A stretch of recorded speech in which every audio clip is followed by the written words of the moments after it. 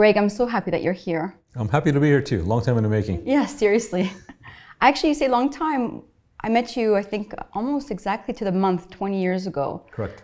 You were this very serious corporate executive, I think, at Mercedes-Benz at that time. So much has happened since then. Lots of things. Yeah, lots of things. So where was your life 20 years ago? Who was Greg 20 years ago? Well, 20 years ago, Greg was basically a young professional, married, with kids, trying to make a living, working hard. Also trying to aspire to the positions that I wanted to fill in my career, which was being a controller, then a CFO, then I became president, and and so forth and so forth. But a lot of time was spent basically spending quality time as much as you can with your children as they're growing up and trying to make a living. That was Greg.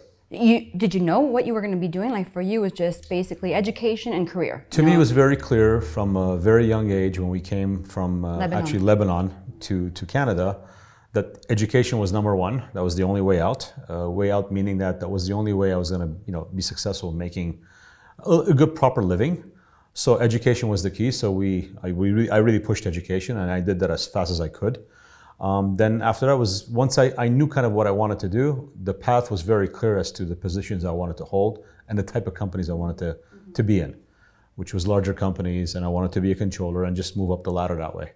But you know why I'm asking is because we tend to be dictated by what our community or our society expects us to be, right? So we have this idea of what success means when we're in our 20s and our 30s.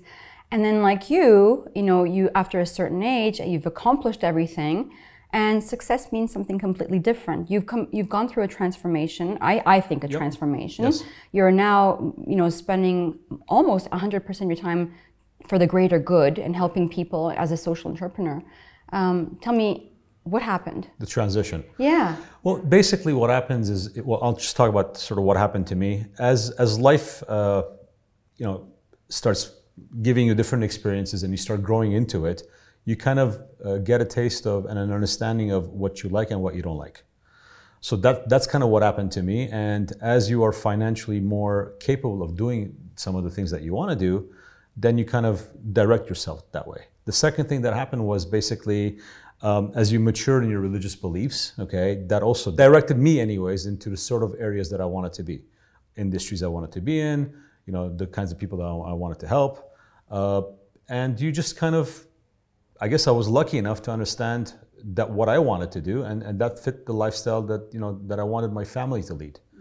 And that's kind of what happened. And I'm a very different person completely from what I was, many, many years ago. But that's an evolution. Yeah, I mean, we're supposed to be reinventing ourselves. As they say, success is actually based on progress, and unhappiness, or I should say not success, but happiness is based on your progress in life. Yep. And unhappiness is based on degress or regressing. So I think you're always in that trajectory of reinventing yourself and really finding your element. It seems like you did find a certain part of your element to thrive in your life, not just because it just kind of came on your shoulders. I think also you traveled to Armenia 10, 11, 12 years ago. Yes. Tell me about that. Well, before I answer that part, I guess, you have to find what you like and you have to make that happen, okay? It's not always about, this is what I think I'm gonna do and I'll be happy doing it. You have to kind of build that thing to happen, and it's not easy. So what happened in Armenia, if I may, sorry, go ahead. Actually, I want to challenge that. Yeah, I mean, sure. You say you have to find what you want, but I think, I don't want to speak only for just a few number of people. I'll speak for myself. Sure. We grew up, we think as children, we're pretty authentic. We know what our likes and dislikes are, but then we are dictated either by parents or by society, by our community, of what is considered to be a failure life or a successful life. And so we kind of deviate from our authentic self, right? Absolutely. So how do you find it if you've already lost yourself? So if everybody's telling you to do something and everybody's telling you that's what you have to do, what I've done is basically I said, okay, everybody's telling me to do these things. Is it really what I want to do? And sometimes you break away from that, and if some people don't understand it, that's perfectly fine. As long as you're comfortable within the sphere of values that you have, that's what you want to do. Okay, and you're always going to have people criticizing you, but I also believe that if you always do something repeatedly and you get a result, you're not going to change that until you do something different. And whenever you take that path, get ready for criticism. It's okay. As long as you're happy and your immediate family's happy, to me that works. Right, right. So a few years, I guess 12 years ago, you came to Armenia, and it so seems like I didn't want to come to Armenia 12 years ago, but I was told to come to Armenia by my wife. Oh, so it was actually serendipitous. Okay, it was dictated. Dictated, because my older son, the last year of their high school, grade 8, I believe, Shelmian Armenian School in LA, has a trip to Armenia, and it always has to be, the child has to be accompanied by their parents, one of them. So my wife said, I'm not flying, I don't like to fly. That's changed considerably since then. She was, you're gonna go. Yeah, exactly. Said, what am I gonna do? Take away time from work and do all this stuff? She was, no, you're gonna go. So I came, and I was very pleasantly surprised. And I guess that was part of my destiny, where you connect with the land, you connect with the people. And that gave me sort of the introduction to the country in a very organized way, because the school took us to a lot of different places. And you hear, a guided tour, what the person's telling you, the history, and so forth and so forth. And that left a very big impression on me. And I said, okay, well, you're at a point in your life, or maybe not at that point, but later on, that I believe we all have to contribute somehow, okay? To the homeland. To the homeland. And to the place you live, and you call community. To me, it's basically Armenia, it's the Armenian community, and America in general too. So, but when it comes to Armenia, I just feel like I don't want to be the weak link in the chain. Let me explain what that means. We've been around for thousands of years. We've had some good times, some bad times, mostly bad times. But the idea would be, okay, so I think the Armenian nation at this time is the strongest we've ever been, and let me explain that. There's millions of Armenians in diaspora, and they're all very successful, and we have a country. So we have never been like this before. So for me, I think it's very important that we tap into all of those resources that we have and make a better Armenia. And I'm at a point where 54 years old, where I should be a major contributor in that movement, however that may be, not only financially, with knowledge, insight, opinion, whatever needs to be done, so we can pass on the baton to the next generation. Many people actually think, I've done everything I could, and we're in a stage where we're actually depleted our resources from the war. I mean, there's a lack of hope, and there's huge disunity. Why should I contribute? Just look, we're falling apart. Well, it's easy to throw a towel in and say we're done, okay? And I think after the last war that happened, that's a very common reaction from everybody. We're done, we failed, we move on. But I don't, I don't take situations just at face value. I like to kind of understand what's going on. And there's always difficulty in every situation. So if everybody throws in the towel, we're not going to get anywhere. So you have to step in, see through the problems that we have, and work together to get there. Every country has problems, okay? And Armenia is not different than any other country in the world. The difference we have to make is by working together, really working together, and within a short period of time, changing the country in a lot of different ways, and to maintain peace going forward. That's really what I would like to see.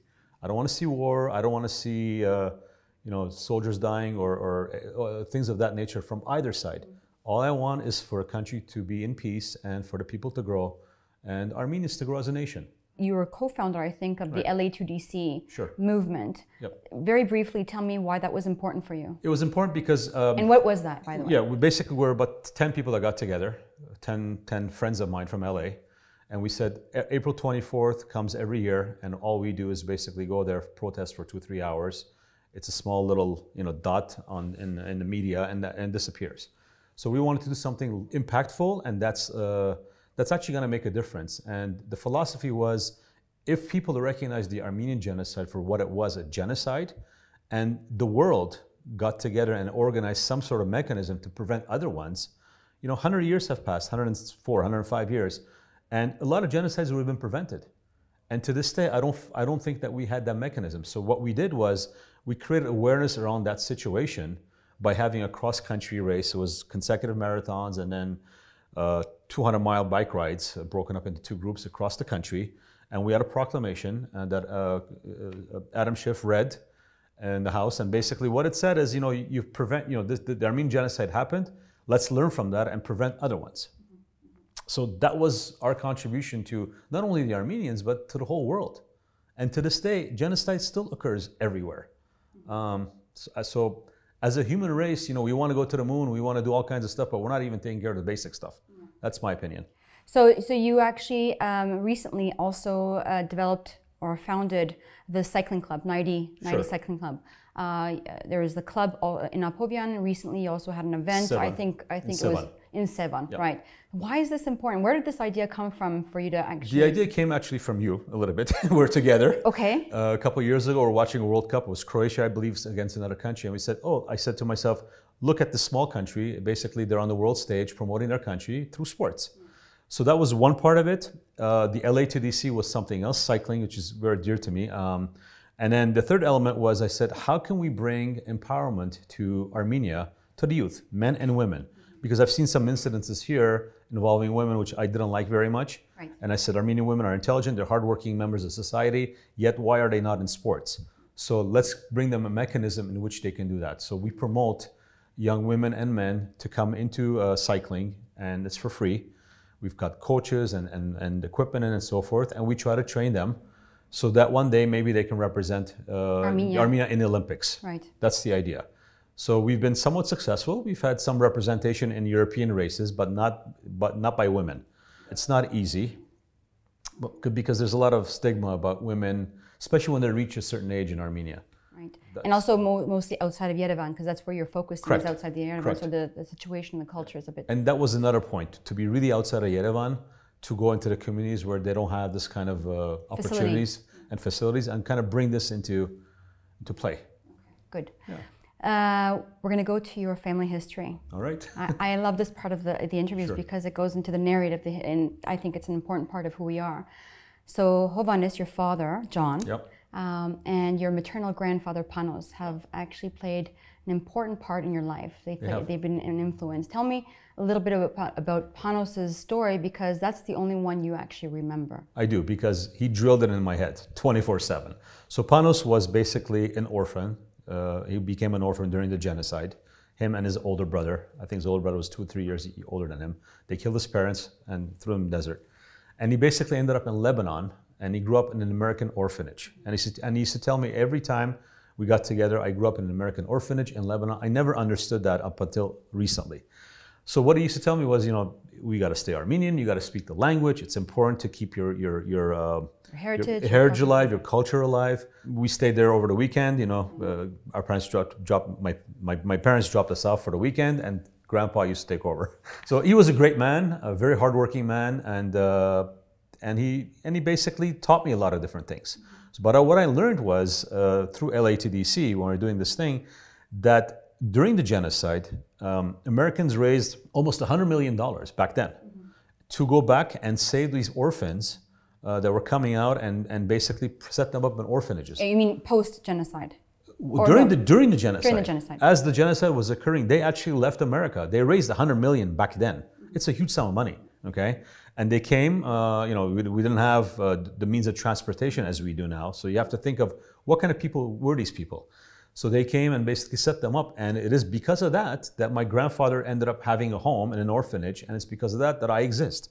So it's crazy. You also mentioned that it's because of you being a descendant of a survivor of genocide that you carried a lot of baggage and it's programmed in your DNA. Absolutely. And I remember that very clearly. I'm curious to know, what does that mean?